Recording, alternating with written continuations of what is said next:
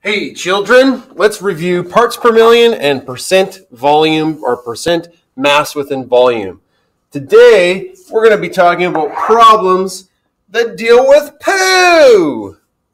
If you're in my IB class, we talked about poo and how when I was a lifeguard, I constantly had to deal with poo and how there's 4 different types of poop.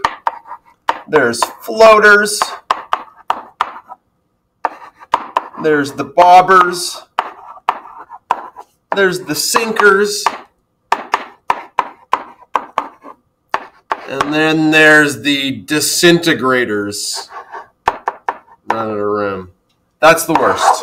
Okay, you can talk to an IB student about my poo stories. All right, let's try the question. So here's the first one. Mr. Z has found 15.6 milligrams of poo. That's not very much poo. In the swimming pool he's in charge of.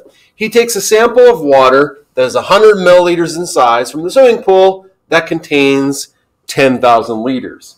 So it looks like we have a mass, looks like we have a smaller volume, and then we have the total volume of the swimming pool. First question says, what is the percent mass volume of the sample? Oh yeah, I'm just going to grab my calculator.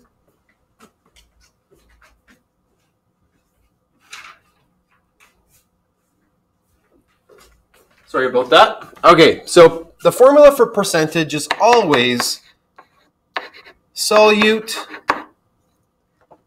The formula for percentage is always solute over solution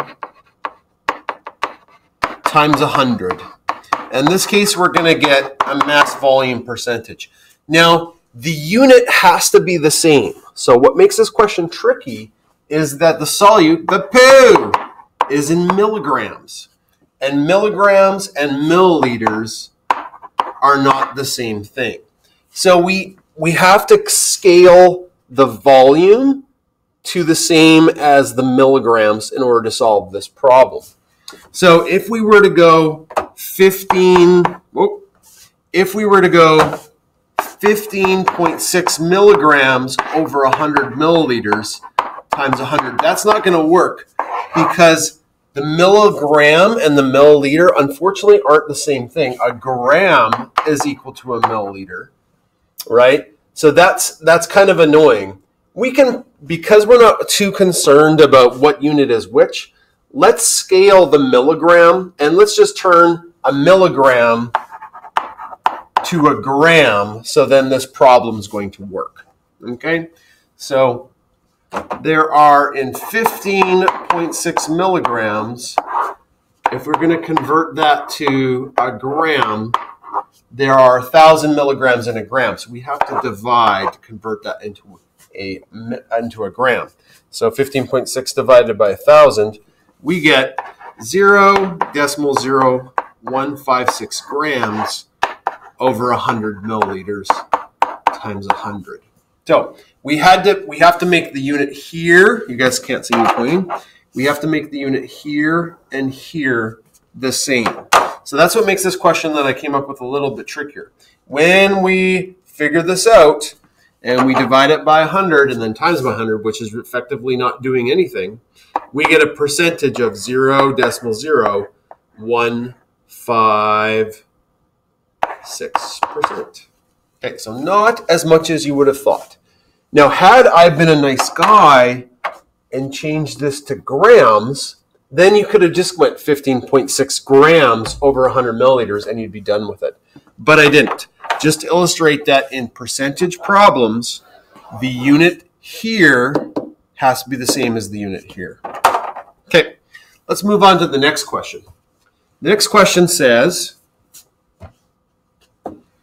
what is the part per million of poo in the pool? Okay, so part per million is solute over solution times a million.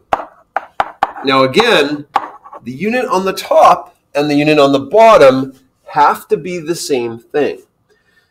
Unfortunately, we have 2 completely different units. We've got a milligram and we've got the total volume of the swimming pool is 10,000 liters. Those 2 units aren't the same thing, right? So we have to either convert the liter into a milligram, which probably makes more sense, or convert the milligram into a liter, which doesn't make as much sense. Okay, so 10,000 liters is the same as saying you have 10,000 kilograms.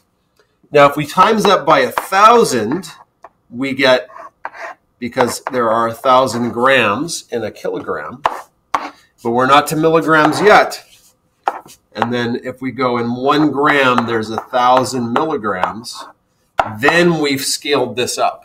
Then we're good to go. So 10,000 times 1,000 times 1,000, we get 1 times 10 to the 10. That's now in milligrams. So we've converted 10,000 liters into milligrams. So when we use our formula, solute over solution times a million, our solute is 15.6 milligrams over 1 times 10 to the 10 milligrams times a million, because parts per million is times by a million. So if we put that into our calculator, 15.6 divided by times a million, we get 0.00156 parts per million. Now, there's also a little trick. One of the things that I also said in a previous video is there's a shortcut for parts per million. Of course, you can use that formula, but if your solute is measured in milligrams and your solution is measured in liters, these are already 1 million times apart, because that's what we did right here. When we were converting a milligram, or like the liter, back to a milligram, we times by 1,000 times by 1,000. That's a million times different. So the shortcut would be just to go 15.6 milligrams over 10,000 liters and not have to worry about using the formula, because these are already a million times apart. And guess what we get? The exact same thing. 15.6 divided by 10,000, we get the exact same number. Okay. So it's a little tricky sometimes converting a very big unit into a little teeny unit metric-wise. You have to remember that a liter is equal to a kilogram, right? And in the previous problem, you have to remember a milliliter of liquid is not equal to a milligram of weight. It's not. A milliliter of liquid is equal to a gram of weight. Anyways, so hopefully that helped. It's a little bit long-winded video, but anyways, we're done.